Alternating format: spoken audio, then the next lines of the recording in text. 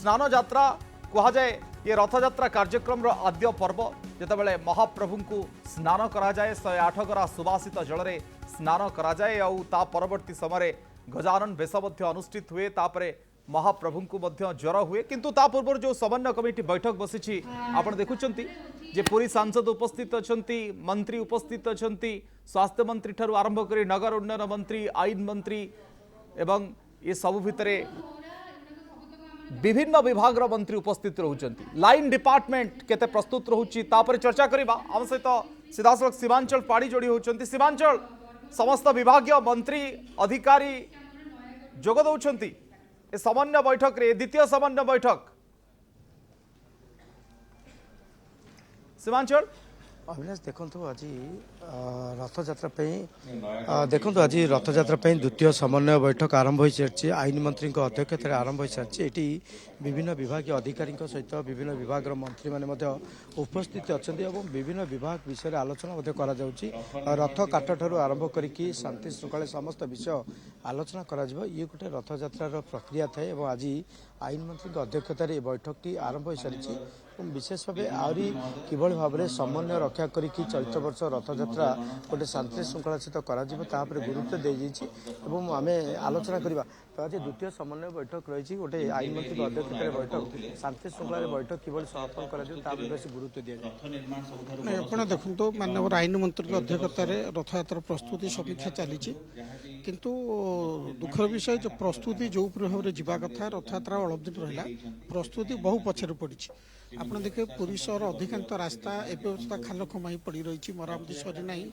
किंतु पूर्त विभाग मंत्री आज समीक्षा कर विभाग पछरे पड़ी जातीय राजपथ पछरे पड़ी पूरी पौर संस्था प्रस्तुत पछरे पड़ी वर्षा आसला नला सफा एपर्त सरी ना अधिकांश नला सफाई आरंभ कराए ना पुरी सहर प्राय 50 भाग ऊर्ध नला आप जबरदखल होपरी रास्ता आलोक व्यवस्था कराए ना घन घन बिजुली विभ्राट देखा लोक केमती श्रृंखलित नहीं आप देखो जो रथयात्रा होची प्राय श्रीगुंडीचा नीलाद्रि विजय भितर पुरी 25 लाख भक्त समागम हो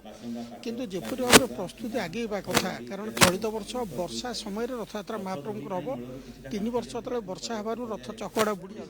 प्रतिक्रिया नौते तार भर जो कम बाकी रही कि भाव में सर निहाती निहाती जो भाव में शांति श्रृंखला सहित रथयात्रा कर बेस गुरुत्व दि जाइए अंपटे आप देखुले जे किभली भाव में विभाग वारी समीक्षा करा जाउछि समस्त नीतिकांति सुचारू संपादन जिलापाल एवं आम स्तर में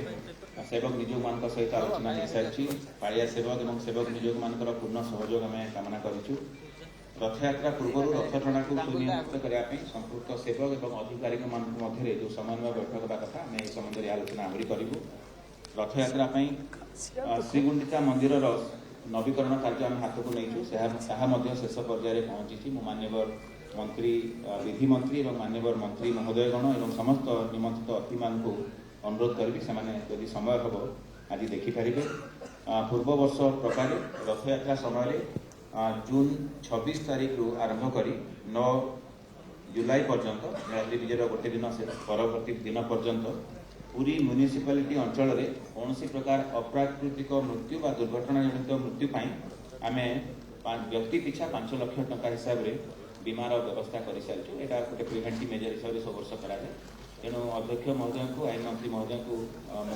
अवगत करने चाहिए कि श्रीमंदिर प्रशासन तरफ जहाँ भी व्यवस्था करा कथा